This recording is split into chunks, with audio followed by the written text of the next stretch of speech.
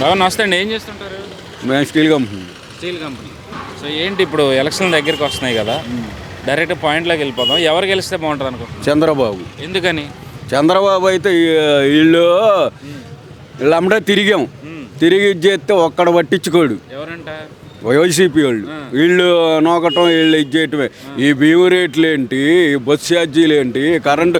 మాకు చంద్రబాబు ఉన్నప్పుడు 350 వచ్చేది కరెంటు బిల్లు. ఇప్పుడు 1000 రూపాయలు 1100 వస్తుంది. భీము రేట్లో చంద్రబాబు ఉన్నప్పుడు 1000 రూపాయలు, ఇప్పుడు 1600. బస్సు ఛార్జీలు ఇక్కడి నుంచి ఆటనగర్ వెళ్ళాలంటే 15 రూపాయలు ఇదివరకు చంద్రబాబు ఉన్నప్పుడు. అది కాంగ్రెస్ ప్రభుత్వంలోనే పెంచాడు. ఈ 5 సంవత్సరాలు అసలు ఆయన పెంచలేదు, ఏం చేయలేదు. ఇప్పుడు 30 రూపాయలు, ఒకసారి 15 రూపాయలు పెంచడం. వైఎస్ఆర్ కూడా పెంచలా, రూపాయి 2 రూపాయలు పెంచేవాళ్ళు. వీళ్ళు రోడ్లు ఎట్టాగా ఉన్నాయి. మనం ఏదన్నా ఊరు వెళ్ళాలంటే డెలివర్ అవ్వాల్సిన మనిషి ఆ రోజే అయ్యిద్ది ఆ రోడ్లు చూసి. చంద్రబాబు ఉంటే ముంగల ఇది కుర్రోళ్ళకి కానీ పనులు. ఇవాళ ఇక్కడ పని లేక హైదరాబాద్లో వెళ్ళి చేసుకుంటున్నాం. చంద్రబాబు, వైఎస్ఆర్ వీళ్ళు అందరూ ఉన్నప్పుడు మాకు ఇక్కడే దొరికేది పని ఆటనగర్లో. ఇవాళ ఆటనగర్లో అడుగుతున్నాం. అది అంటే చంద్రబాబు టైంలో పెత్తందారులు బాగుపడ్డారు, జగన్ వచ్చిన తర్వాత పేదవాళ్ళు బాగుపడ్డారని చెప్పి నిన్న ఆయనే చెప్తా ఉన్నారు. వీళ్ళు చెప్పుకుంటాం తప్ప ఏమీ లేదు. నేను కూడా కార్పొరేషన్లో 70 రోజులు తిరిగా అదే జెండా పట్టుకొని. తిరిగితే అక్కడ కాంట్రాక్ట్ నాది గుంటూరులో. 70 రోజులు నువ్వు రాకోకుండానే ఏరేవాళ్ళని. ఇక్కడికి వచ్చి చెబితే పైన చేసేదేవు లేదు, కింద చేసేది ఎమ్మెల్యే చేసేదేవు లేదు. పార్టీ మీద ఎవడికి అభిమానం, కడుపులో ఇంట్లో ఎగురుతుంటే పార్టీ మీద అభిమానం ఉంటుందా? కార్యకర్తలు కూడా చూడాలిగా.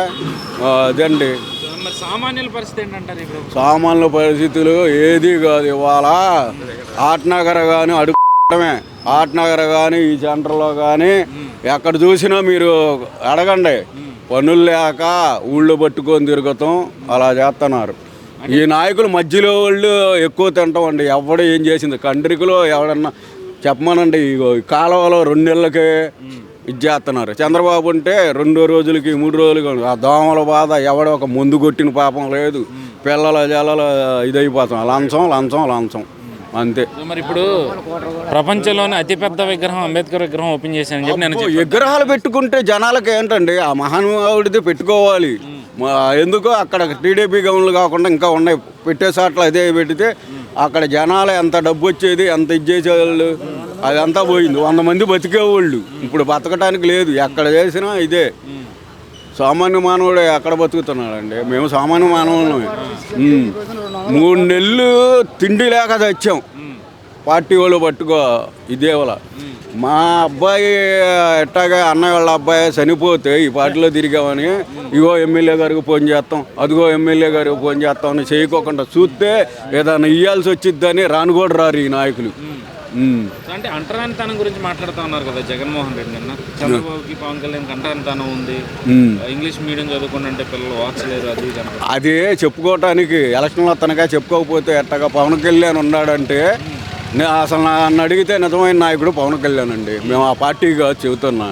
ఎవరంటే ఇవాళ 1,00,000 రూపాయలు చచ్చిపోయిన వాళ్ళకి సొంత డబ్బు ఇచ్చిన మానవుడు. నాకు తెలిసిన నాకు 52 సంవత్సరాలు వచ్చింది. 52 సంవత్సరాల్లో ఇంతవరకు అట్ట చేసిన వాళ్ళు లేడు. చనిపోయిన వాళ్ళకి అదే రైతులకి ఇచ్చినోడు. ఎవడైనా దోసుకు తిందామని చూసేవాడు కానీ సొంత డబ్బు సినిమా ఫీల్డ్లో తీసుకొస్తాం ఇస్తాం. అట్టంటోడికి వేయండి ప్రజలు ఎవరైనా. నేను దీంట్లో చెబుతున్నా, అట్టంటోడిని ఇది చేస్తే ఏదైనా వస్తుంది. 3 పిల్లలు 4 పిల్లలు ఎవడుకుండేది ఆడికి ఉంటుంది. వాళ్ళ పిల్లలు చూసుకోవాలి కానీ మనం మాట్లాడకూడదు. పవన్ కళ్యాణ్ మీద కూడా విమర్శలు చేస్తున్నారు. చేస్తారు. ఎందుకు చేయరు? చెయ్యాలి. మరి చేయిస్తేనే రేపు మళ్ళీ ఇది చేసి జనాలనే మళ్ళీ ఈసారి కానీ వచ్చిందనుకో వెళ్తామే పప్పుకి. అందరూ అడుగు తినడానికి వేరే ఊళ్ళు వెళ్ళిపోయి బతకాలి. ఇప్పుడే సగం బతుకుతున్నాం. ఎందుకు లేదు? ఎవరైనా బాబు కావాలంటున్నాడు చంద్రబాబు. మనకి ఈ దేశానికి, మన ఆంధ్రప్రదేశ్కి చంద్రబాబు ఇంకా 10 సంవత్సరాలు అవసరం అండి. ఇది బాగుపడాలంటే చంద్రబాబు అవసరం. అన్న ఏం చేస్తుంటావు? పాలిష్ పని చేస్తూ ఉంటావు. ఏంటి అసలు ఇసుక సంబంధించి గతంలో ఎన్నో ఇబ్బందులు వచ్చినాయి, అన్నీ సెటరేట్ అయినాయి. ఇప్పుడు పనులు దొరుకుతున్నాయి బాగానే ఉంది పనులు. మరి ఏంటి ఎలక్షన్ల దగ్గరికి వచ్చినాయి, ఎవరు గెలిస్తే బాగుంటుంది అనుకుంటున్నారు? జగన్ వస్తే బాగుంటుంది అనుకుంటున్నాం. జగన్ ఎందుకని అంటారు? అంటే ఇప్పుడు ఇది ఇంతకుముందు అయితే ఇది ఉంది కదా ముసలి పింఛన్లు అవి మామూలుగా వెళ్ళి మా సరిగ్గా కూర్చుని వాళ్ళు ముసలి మొక్కలు చాలా మంది చాలా మంది మంచి నీళ్లు కూలి లేక కొంతమంది చచ్చిన వాళ్ళు కూడా ఉన్నారు అందులో. ఇప్పుడు ఏంటంటే మా పింఛన్లు ఒకటే కొంచెం మాది కనబడుతుంది. ఆ పింఛన్ల వల్ల చాలా మంది బాగుపడుతున్నారు. ఇంటికి వస్తున్నాయి కదా పింఛన్లు.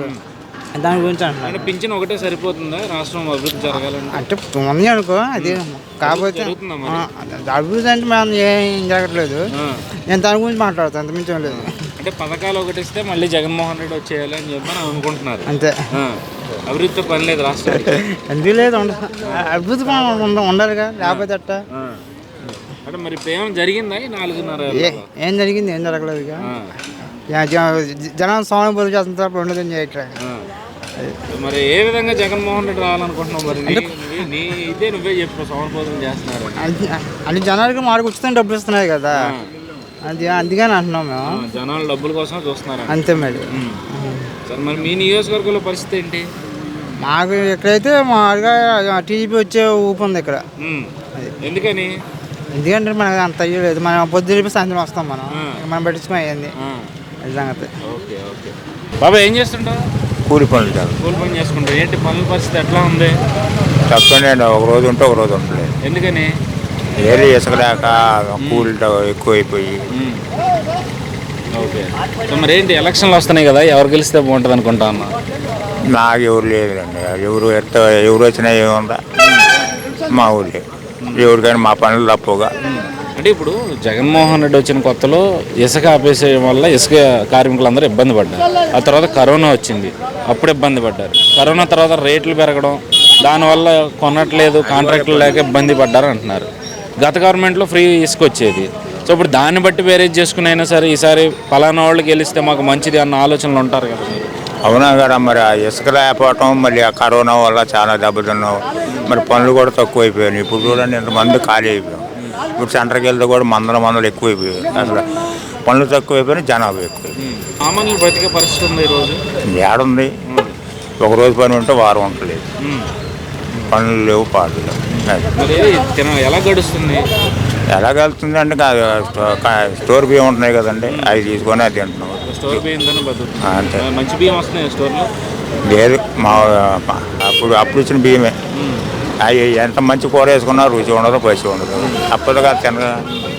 సో ఇప్పుడు బండి పెట్టి వీధికి తిరుగుతున్నారు. ఇదివరకు మీరు స్టోర్కి వెళ్ళి తెచ్చుకున్నారు. అది పాతి బాగుందా, ఇది బాగుందా? తెచ్చుకోవటం ఇదే బాగుందిలేండి, ఇంటికి వచ్చి ఇచ్చేస్తున్నారు కదా. ఇది బాగుంది, అది ఒకటి పింఛన్ ఒకటి బాగుంటుంది. ఇంకేం మిగిలిన ఏం బాగాలేదంట? మిగిలిన ఏం బాగున్నాయి ఇంకా బియ్యము తచ్చిమయ్యాన్ని డబ్బులే కదా, పప్పు ఉప్పు ఇవన్నీ డబ్బులే. బియ్యం ఒకటే ఫ్రీగా ఇస్తున్నారు. సో మరేంటి ఇప్పుడు చెప్పు, ఇప్పుడు ఎవరు గెలిస్తే బాగుంటుంది అనుకుంటున్నాం? మరి బియ్యం ఈసారి చంద్రబాబుకి అనుకుంటున్నారు. చంద్రబాబు వస్తే ఏమన్నా న్యాయం జరుగుతుంది అనుకుంటున్నాను. అంతే, రేట్లు తగ్గుతాయనే ఆలోచన. ఓకే. సో మరి మీ నియోజకవర్గంలో దానికే ఊపుంది ఎక్కువగా.